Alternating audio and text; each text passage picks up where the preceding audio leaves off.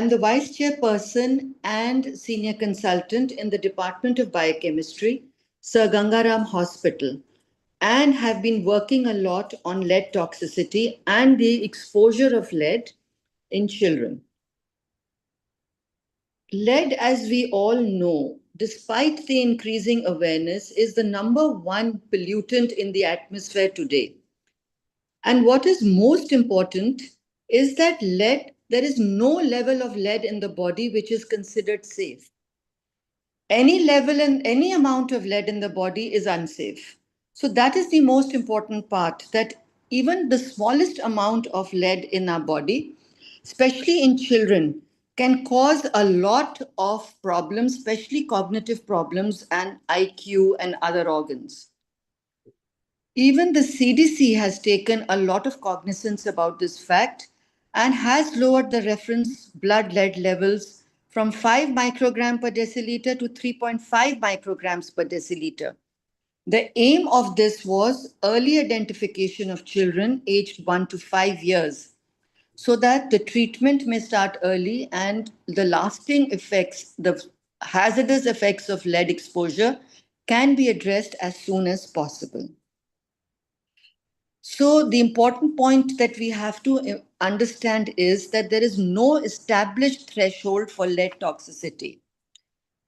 And even the lowest level of exposure is associated with decreased performance in school age children. And this is something which we hope we can address and control by our talks on lead exposure. There has been a lot of national and local regulations on the use of lead-free paint.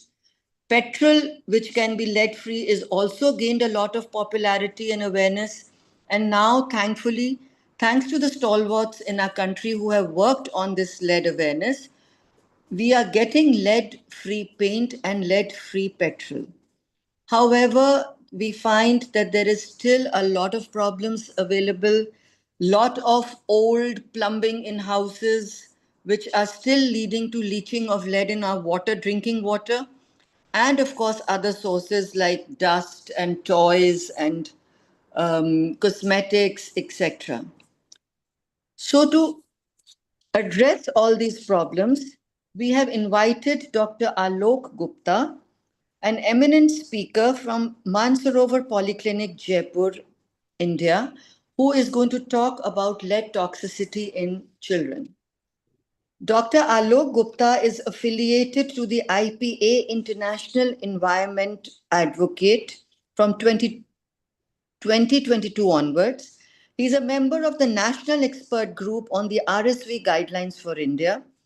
He is a member of the IAP Finance Committee, Technical Advisory Group of Environment Child Health, Chairperson of Environment and Child Health Chapter of IAP, Election Commissioner of the IAP, and also President of Indian Academy of Pediatrics, Jaipur, Rajasthan, amongst a lot of other things. Other major achievements are he is a member of the WHO headquarters Geneva expert participants.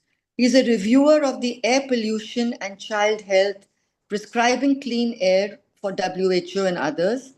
He is an editor-in-chief, executive associate, academic editor, co-editor and author of a large number of textbooks, including the IAP textbook of pediatrics, the 7th and 8th edition on safe injection practices. He has also been a contributor for a large number of other textbooks, like the Nelson's Essentials of Pediatrics, textbook on medical legal issues, immunization in clinical practice, etc., and has written a large number of chapters and articles in various journals. So welcome, Dr. Alok Gupta. It is a pleasure to invite you, and we look forward to a great lecture. Thank you. Thank you, Dr. Anjali Manocha, ma'am, for a very good introduction and highly obliged. And you've rightly put the synopsis of lead poisoning or lead exposure well into place. And moving ahead, I will share my screen. Yes, sir.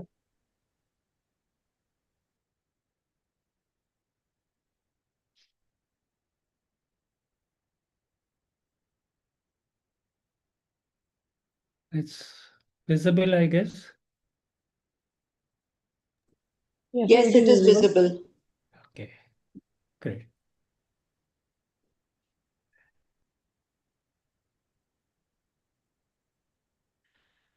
I am grateful to be invited as the speaker by Institute of Child Health, Sir Gangaram Hospital, New Delhi, the faculty lecture under the aegis of IAP Delhi, Association of National Board Accredited Institution, to speak on lead poisoning in children, which we have been working since more than nearly 2 decades. Our 13th International Lead Poisoning Prevention Week will be celebrated on 18th to 24th October 26. This is to inform that yes, the world is concerned about this problem, and for 13 consecutive years, this prevention weeks have been celebrated under different themes. And the 2025 theme was No Safe Level. Like Dr. Minocha said, act now to end lead exposure. We are waiting for the 26th theme. It will be coming soon, and we'll be talking about that later. Now, key facts about lead poisoning are the exposure to lead can affect multiple body systems. Lead is particularly harmful to young children and women of childbearing age. Lead is distributed to brain, liver, kidneys, and bones. It is stored in teeth and bones where it can accumulate over time. Human exposure is assessed through measurement of lead in blood, known as BLL. Lead exposure was attributed to more than 3.5 million deaths globally in 2023, primarily due to cardiovascular effects, that is, chronic lead poisoning. Lead in bones is released into blood during pregnancy and becomes a source to the developing fetus.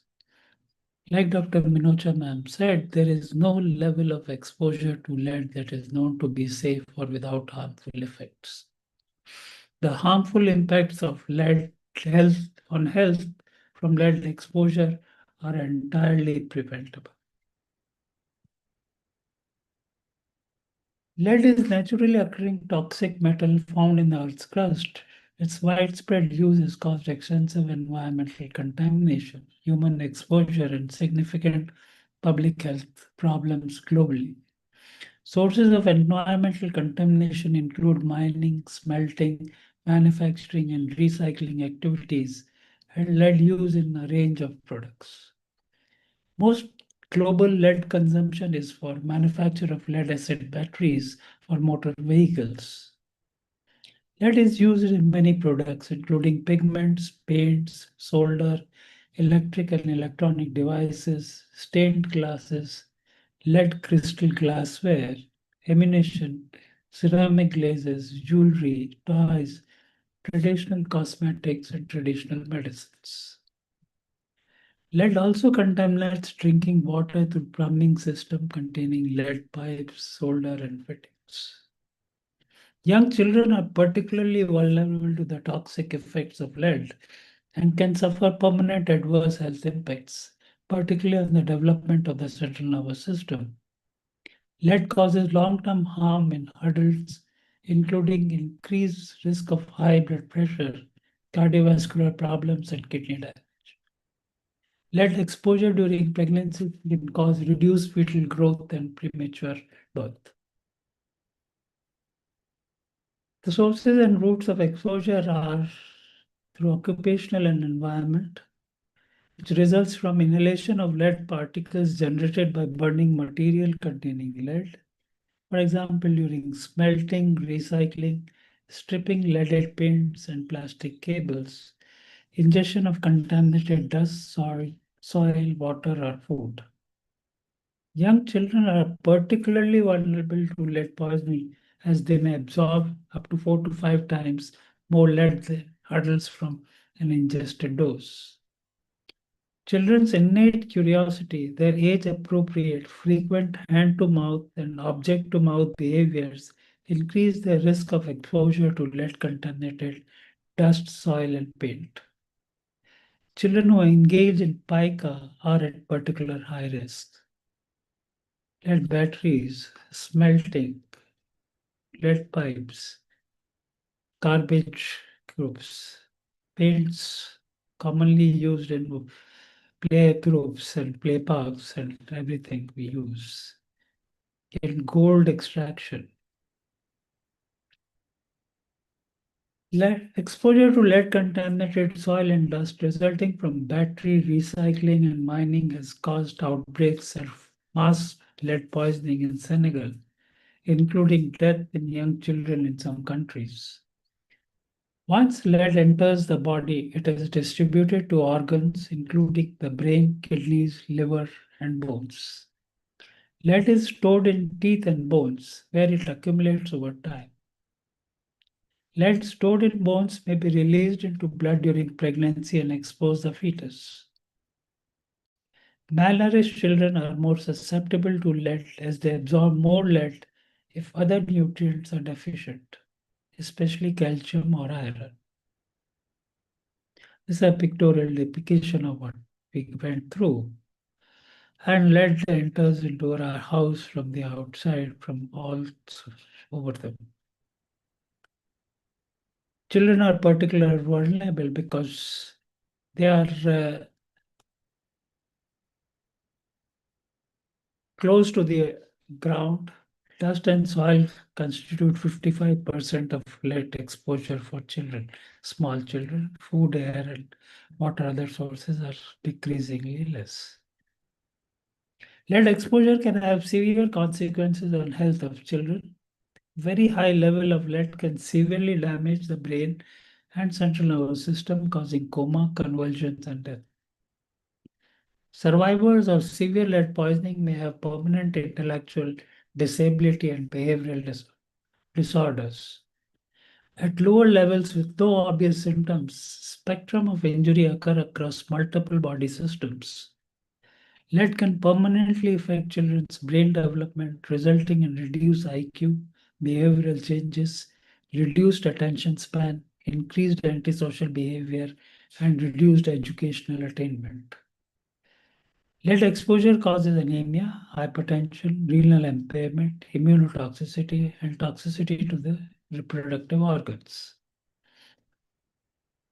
Like Madam Binocha said, there is no safe blood lead concentration, and even blood lead concentration as low as 3.5 microgram per deciliter may be associated with decreased intelligence, behavioral difficulties, and learning problems in children. Lead exposure causes a significant burden of disease. Institute for Child Metrics and Evaluation, US, estimates that more than 3.5 million deaths globally were attributed to lead exposure in 2023, primarily due to cardiovascular effects. Excuse me. Additionally, lead exposure was estimated to account for more than 71 million years lost to disability, calculated by disability adjusted life years for Delhi worldwide in 2023. WHO has been playing a major role in the lead poisoning and has identified lead as one of the 10 major chemicals of public health concern, requiring action by member states to protect health of workers, children, and women of reproductive age. WHO publishes a range of resources on lead, including information for policymakers, technical guidance, training material, and advocacy material. In 2021, WHO published guidelines for clinical management of exposure of lead for the first time. The guidelines recommend that for individuals with blood lead concentration equal to or greater than 5 microgram per deciliter, the source of lead exposure should be identified and appropriate action taken to terminate exposure immediately. Lead paint is a major source of exposure globally. WHO and United Nations Environment Protection lead the global alliance to eliminate lead paints. It aims to encourage all countries to develop legally binding laws to control use of lead in paints. 48% of the countries, as shown in the map, have legally binding controls on lead paints, that is 90 ppm by the Bharat industrial standards, even in India. WHO is a partner to a new Bloomberg Philanthropies initiative to reduce lead poisoning, which will work with governments and partners to address lead poisoning. WHO will be developing a comprehensive technical package on lead poisoning prevention. WHO will also assess and strengthen the capacity of poison centers to detect and manage cases of lead poisoning and support country-level implementation of the WHO guidelines for clinical management of exposure to lead in some of the highest need countries in Africa, Southeast Asia, South America, including India. Why is lead extracted even when it has no biological need to any living organism? It is resistant to corrosion, malleability, high density, makes lead useful for a wide range of purposes like plastics. Organic lead compounds, tetraethyl and tetramethyl lead, were used extensively between 30s and 2000 as anti-knocking additive to gasoline to improve engine performance. Leaded gasoline now has been banned in all countries. The use of organic lead compounds has consequently greatly decreased. Tetraethyl lead, however, continues to be used in some aviation fuel for piston engine aircraft, the smaller aircrafts. Why is lead extracted even when it has no role for living organism? It is purely commercial reasons. Storage batteries used in motor vehicles, solar powers and UPS, etc. Construction, chemical industries, ammunition, shielding systems against ionizing radiation for lining tanks and pipes. Metallic lead, a major component of many alloys, such as those used for solders, type metals, specialty steels, brass, and bronze. Weights in ballast and as in wheel weights in motor vehicles. Inorganic lead salts used in pigments, paints, enamels, glazes, glass, plastics, rubber compound, cosmetics, and traditional medicines. How is lead absorbed? It is the non-nutritive hand-to-mouth activity, mainly by children, contaminated water and food. In eyes, we have got a tradition of putting surma, that is the grayish powder available commercially. Skin, the organic lead compound, the tetraethyl lead, gets absorbed, though the inorganic lead is not absorbed through skin. Which factors increasing lead absorption from guts, their fine dust ingestion may be wet or dry, acid medium, empty stomach, and consequent or coexisting iron and calcium deficiency. The circulation occurs bound to or inside the RBC. The plasma, it is minimal amount and it is stored in bones for years. Now, this slide is important, which explains why lead is harmful to the body. It binds to the enzyme. Defective enzymes are formed. It inhibits sulfhydryl enzymes and heme formation. Excess heme precursors, protoporphyrins, are formed, and anemia, which is resistant, results. Erythrocyte protoporphyrin measures the biochemical lead toxicity. The calcium binding proteins have a higher affinity for lead than calcium. It alters the function. Abnormal inter and intracellular signaling occurs. Neurotransmitter release is adversely affected. Lead inhibits normal neuronal pruning process and elimination of multiple intracellular brain connections. It is like a growing plant or a seed. See, inside, under the ground, it is the roots which multiply. Over the ground, it is the branches will multiply. But only after a while, there's a main shoot and main branches left, with other branches dying off or being eliminated in the roots. So it inhibits the neuronal pruning process, which neurons are continuously making connections with the other neurons, and it eliminates the multiple intercellular brain connections. This is where the CNS effects arises. Failure of normal tertiary brain structure formations, especially in earlier years, and permanent irreversible brain damage occurs. Clinical presentation is wide, extreme is led encephalopathy, short height, slow growth, hearing loss, delayed puberty, low cognitive test score, behavioral changes, hyperactivity, aggressiveness, juvenile delinquency, anorexia, abdominal pain, vomiting, constipation, renal tubular functions, reversible Fanconi syndrome, decreased RBC survival, hemolytic anemia, peripheral neuropathy, cardiovascular system effects. CNS has a big effect. Extreme is the cerebral edema, raised intracranial tension, headaches, changes in mentation, lethargy, papilledema, seizures, coma, and death. These are by acute poisoning. As the lead level increases, so does the effect increases. And from simple refractory anemia, it may lead to death. Diagnosis is clinical by judgment. We have to keep a high degree of suspicion of lead in certain age groups and certain conditions. And by screening the blood lead levels, the process inductively coupled plasma mass spectroscopy. The background screening can be done, or screening of high-risk population can be done.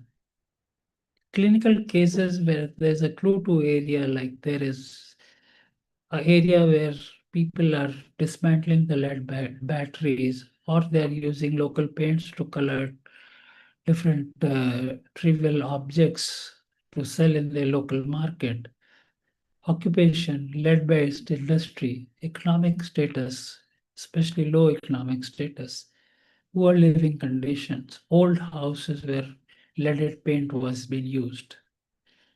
You can do a target screening of family of cases of pica, development delay, peer groups of these cases, painters, highly susceptible to lead poisoning.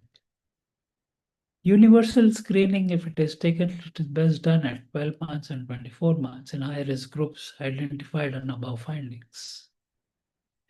Venous blood lead levels of more than 2 micrograms per lead deciliter indicates exposure. That is the minimum we can identify, and it should be confirmed once by repeat test. Other investigations are X-ray fluorescence, where bone lead stores can be seen. The urine lead mobilization test after chelation dose. Lead in hair, nail, teeth, etc. can be measured. In a KUB X-ray, we can find a radiopaque flecks in guts, acute poisoning, and sometimes in pica. These are some pictures of X-rays where lead charms, which are very commonly available, used by all of us, common in markets at tourist places. They are very important sources of acute lead poisoning. There have been numerous studies in India from Dr. Umesh Kapil to Dr. Kamar, Dr. Shailja Sharma, Sonia Kamathir, Ramesh Javed Hussain, Dr. Archana Patel, and others, Dr. Anupam Sachdev, my mentor, about lead poisoning and lead in community. An expert pathology can identify basophilic stippling in the PBF in addition to the presence of anemia. We can see the difference between the basophilic stippling, which is seen around the edges of the RBC. This is the normal red blood cells. These are advanced stages of lead poisoning, where 37.7 milligram was lead level. Lead lines, bright lines at the bones. These are all the lead lines. In cases of pica and abdominal X-ray, we can have such images. This is late stage where lead lines and sees in chronic lead poisoning. This is an adult. The bluish gray margin, also known as Burton's line. Effect of low-level lead poisoning less than 10 microgram on cognitive functioning in infants children found that IQ declined 7.4 points on an average blood lead concentration increased from 1 microgram to 10 micrograms. And then IQ declined 4.6 points for every 10 microgram per deciliter increase after that. This is very concerning. The direct neurotoxic actions of lead include apoptosis, excitotoxicity, neurotransmitter storage and release process, mitochondrial changes, secondary messenger formation, cerebrovascular, endothelial, estrogal, and oligodendroglial changes. Behavioral performance and problems in primary school children prevalent with increased lead levels had hyperactivity, distractibility, impulsivity, disorganization, non-persistence, inability to follow simple instructions, overall poor functioning. And when they were examined at a mean age of 18.5 years, there increased risk of not graduating from high school, reading difficulties significant enough to be defined as a disability, lower class standing in high school, increased absenteeism, lower vocabulary, grammatical reasoning scores, increased reaction time, slower finger tapping, minor delinquent activity. To conclude, the exposure to lead in childhood is associated with deficit in neurobehavioral functioning later in life. Therefore, it is essential that we work towards a lead-free environment, eliminate all lead-containing substances which can lead to lead poisoning in pregnant mothers, newborns, infants, and young children. Adults also are at risk of lead poisoning when constantly exposed to lead. There are some corrective measures which can be taken. You can wash the fruits and vegetables before eating. Old paints should be removed carefully with mask and other protective gear in place. Minimize dust. Seal the wood floors. Wet wash hard surfaces. Those who can afford a vacuum regularly can use that. Remove shoes at the doorstep, front doorstep, as is our custom. Wash children toys frequently. The colored toys of children may contain a lot of lead if manufactured from local industries. Plant grass or ground cover on exposed areas of soil so that soil does not enter into the house.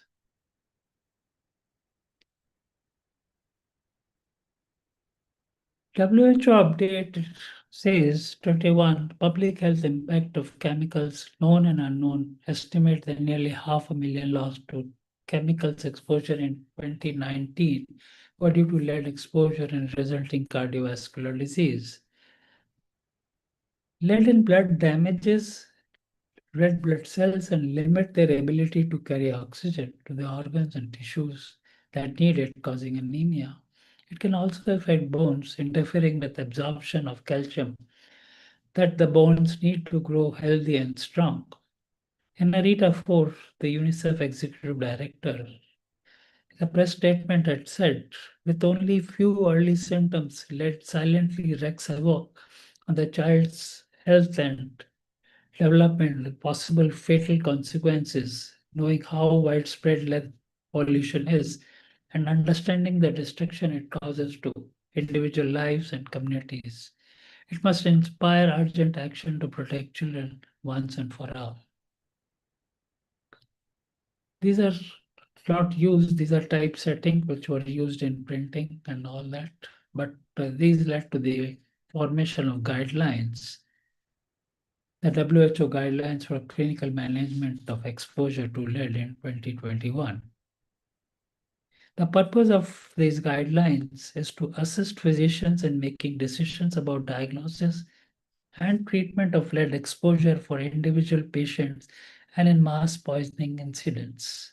The guidelines present evidence informed recommendations on interpretation of blood lead concentration, use of gastrointestinal decontamination, use of a chelating agent, and use of nutritional supplements.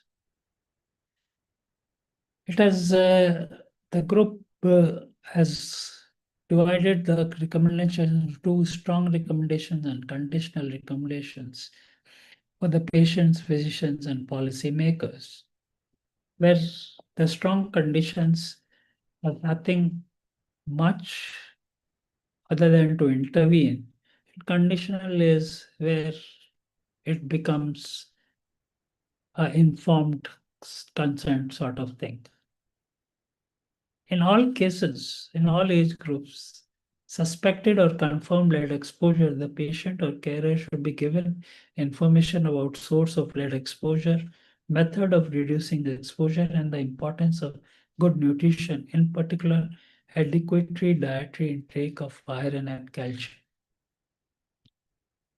This is a strong recommendation. Gastrointestinal decontamination after ingestion of lead, foreign body, or other lead-containing matter. Measures should be taken to remove solid lead objects such as bullets, lead pellets, jewelry, fishing, or cotton weights that are known to be in stomach. It is a strong evidence. Whole bowel irrigation can be tried, and other surgical removal methods can be used depending upon the severity of the exposure and the consent given by the caretaker or the patient. We should consider whole bowel irrigation for removing liquid or solid lead containing substances such as paint chips, lead containing complementary or alternative medicines, ceramic glaze when this material is known to be dispersed in the gut. Then there are guidelines for children under 10 years of age with concentration of more than 5 grams. We should have calcium intake should be increased, so should the iron deficiency be corrected. These are strong evidences. Pregnant women with blood lead concentration of more than 5 microgram or who is likely to have inadequate calcium intake, a calcium supplementation should be given. Iron supplementation should also be taken, and a nutrient intake value should be adequate. For a child less than 10 years of age, blood lead concentration of more than 45 microgram, oral or parenteral chirurgical therapy is recommended, is a strong recommendation. For a non-pregnant adolescent girl or woman of childbearing age who has blood concentration of 40 to 75 but who does not show clinical features of lead poisoning, oral chelation therapy should be considered. An adolescent or adult with a blood lead concentration of 70 to 100 microgram deciliter should be closely monitored for signs of clinical deterioration regardless of whether chelation therapy is given. This is good practice statement. For a pregnant woman with lead encephalopathy, regardless of trimester, urgent chelation therapy is recommended. Preferred chelating agents depend on the stage of pregnancy and available data on safety of use in pregnancy. This is strong evidence. So the chelating agents available with us is sodium calcium EDTA, whether it's given intravenous or intramuscular. It is not the sodium EDTA which we use to collect blood in the vial to prevent clot formation. Sodium editate can cause fetal hypocalcemia. The sodium calcium editate is different. Safety in pregnancy is category B. The studies in experimental animals do not indicate a risk to the fetus, and there are no adequate studies in pregnant women. So, if there's urgency and immediate use, this is the only thing, sodium calcium meditate, which can be used in pregnant females, and definitely in second and third trimester. Dimercaprol, safety in pregnancy is not established. It can be used in other people. Succimer oral can be used in other than pregnancy. Penicillamine is oral, cannot be used in pregnancy.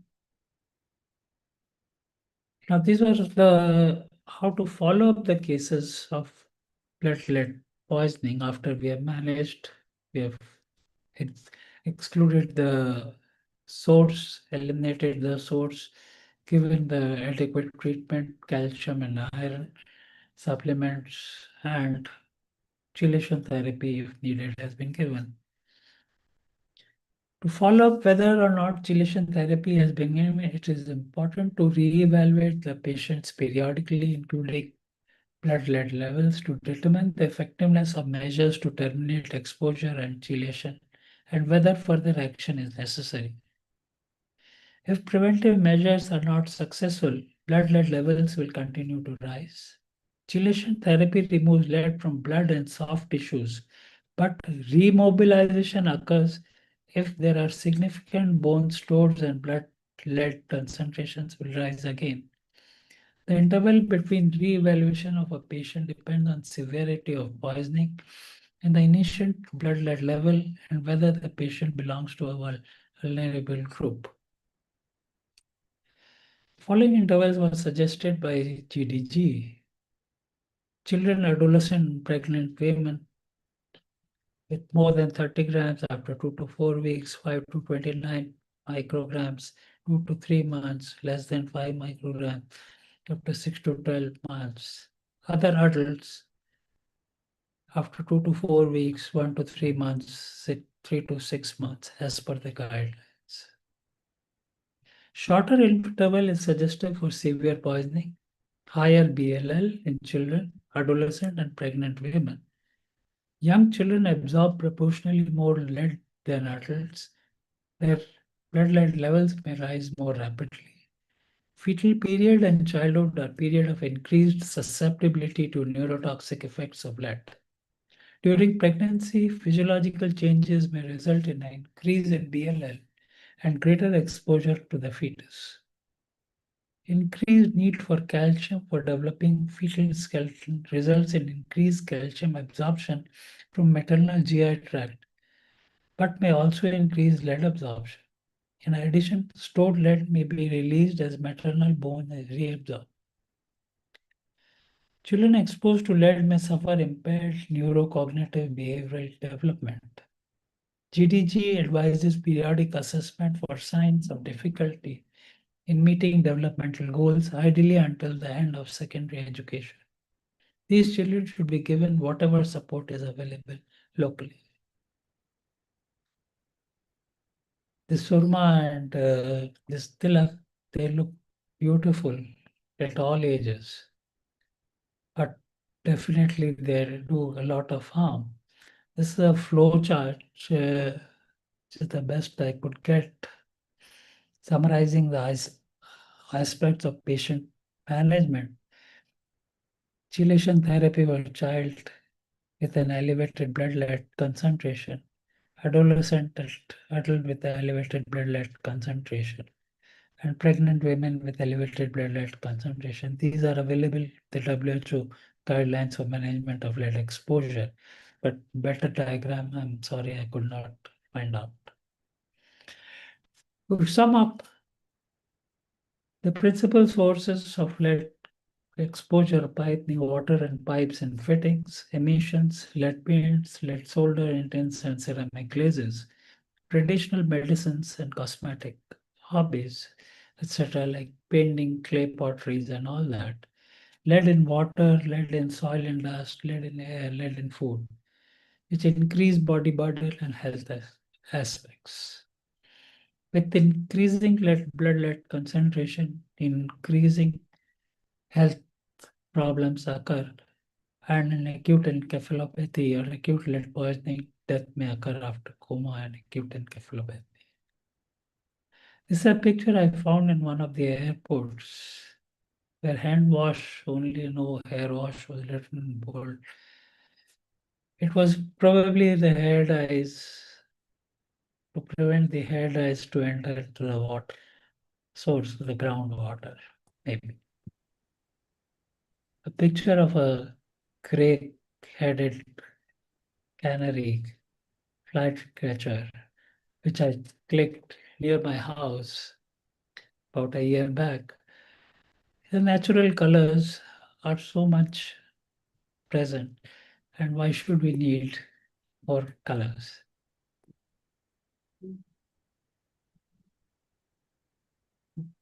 I thank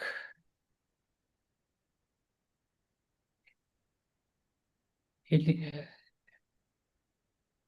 Sarkakaram Hospital, the IAP Delhi, and the ANBAI, and thank you all for your precious time. Thank you, Dr. Minuja, for the wonderful moderation, the setup you took.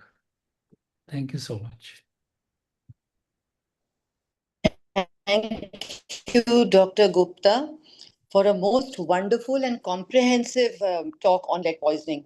Now, if I may ask you, you must have seen a lot of cases in your pediatric practice.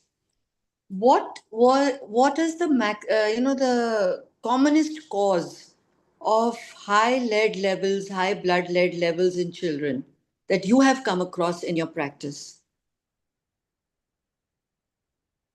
Uh, it was at my level, it was difficult to identify and pinpoint most of the things. But the lower socioeconomic strata, children with anemia, with growth and mental delay, did have a history of lead batteries, or the parents were doing paint jobs or were laborers in the construction industries where old houses were broken down, children were sitting besides the that area, and those were the most common sources I could identify at that time. True, that means that it is the parents' occupation Yes, has and the places where they are living, close to these smelting and lead battery areas, etc., or a parent who's working in those areas, that exposure can really affect the child. exactly. And if that is happening in as a home industry, those children are definitely severely affected because in homes, if the lead batteries are dismantled and broken down, or paint some these traditional toys and these are painted from local paints, which have high lead levels. So these children are definitely prone to lead poisoning, and we should evaluate them. We are in our department, we are doing a project where we are also evaluating children whose blood lead levels are high. And we are trying to correlate it with a lot of these socio demographic factors also. And one of those is the water source that we are trying to correlate. How many of them, who are having filtered water, and the children who are having water direct from taps. And taps meaning, old plumbing apparatus. Right. And we have come across quite a few children who are taking directly from these old lead pipes. and finding that their blood levels are high. Yes, definitely. See, now things are changing, ma'am. Now lead pipes are being replaced by PVC pipes. Yeah. Okay, but we are not sure if they're lead free for one reason. One thing, PVC pipes have their own disadvantages of being a plastic, Mm-hmm. and I place plastics and lead together as a big source of poisoning, and especially in children, pregnant women, adolescent, and growing people, as well as environmental contaminant. Lead has got a devastating effect on children, and because they are exposed at their preschool age, under five age, and they have to live their lives. And if they are even 5% or 10% less capable of an other child of similar age, that is a big disability for them for It's, life.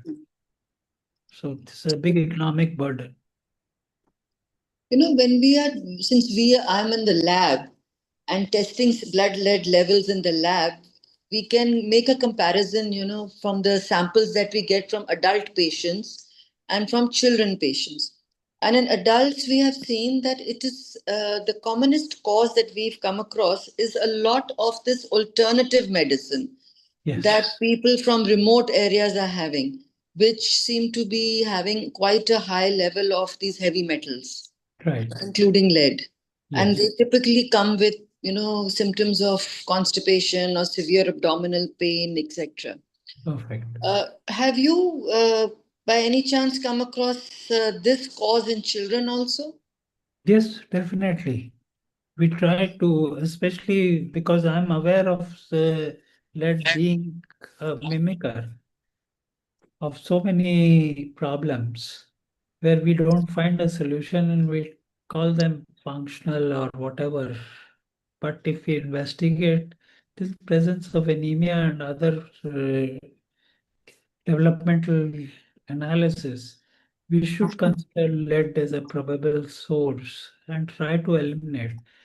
And I, being an environmentalist also, I make it a point to take the environment history of every child who comes for the first time, the uh, rough socioeconomic status of what his occupation is, Yes. and their residence, and their workplace, and the school area. So definitely we get a lot of information about environment, environmental pollution, and the toxic metals which can be pinpointed to some areas, definitely. Yes, so I'm sure we will all agree that there is still, a lot of work has been done in this area of lead. We have managed to reach the state where we can safely say that lead in paints and in petrol has been contained, but a lot more needs to be done.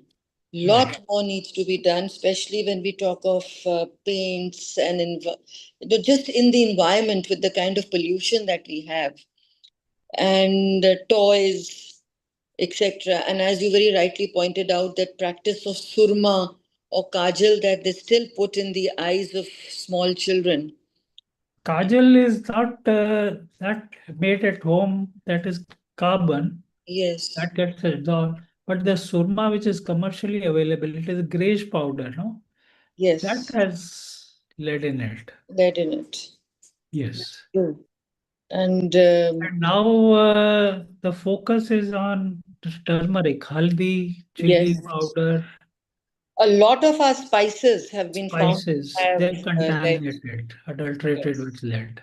Yes, and it was quite a sad state when there were a lot of these spices which had gone for export had been caught with the high lead High lead levels. levels, right. Yes, yes. A whole big consignment from of children toys from China was sent back from US, a shipload, because it contained high lead levels. Yes. Oh, everywhere it is a problem. It is a problem, So especially in one, lower socioeconomic status. yes. So one last question. Yes, please. Lead is associated with anemia. And anemia, anyway, is so highly prevalent in our children. So, what do you propose? How should we move forward so that we can, contain this anemia problem as well as the problem of lead exposure, so that, as you said, that this major economic burden should be contained as soon as possible? When in presence of anemia, if it is due to lead, it would be resistant to iron therapy or whatever we are giving. Then we have to give a iron therapy. We have to get a blood lead levels done. We have to give them supplements of calcium, good nutritious diet, so that lead from the stores, the bones which are storing the lead, they are a big source of lead in the plasma. They come out from the leach from the lead leaches from the bones where it is stored into the plasma and circulates it to all the other organs as well as to the bone marrow and the liver and all those. So it inhibits the heme enzymes. So we have to continuously replenish the iron, remove the source of lead exposure, and give nutritious diet, including good source of calcium, supplement calcium in addition to that, and definitely we have to treat as per the blood lead levels, as per guidelines say, whatever. That is the thing. So thank you so much, Dr. Gupta. It was a most informative and an educative lecture. And really, we hope that we can all join hands and move forward and get this major environmental pollutant out of our children's future. Thank you Definitely, so much. definitely. Thank Thank you, ICH and the IAP, for giving us the opportunity of having and moderating this lecture. Thank you so much. thank you, ma'am. Thank you, Thank you, IC. ma'am. Thank you, sir. Good night. Good, Good night. good night. Good night.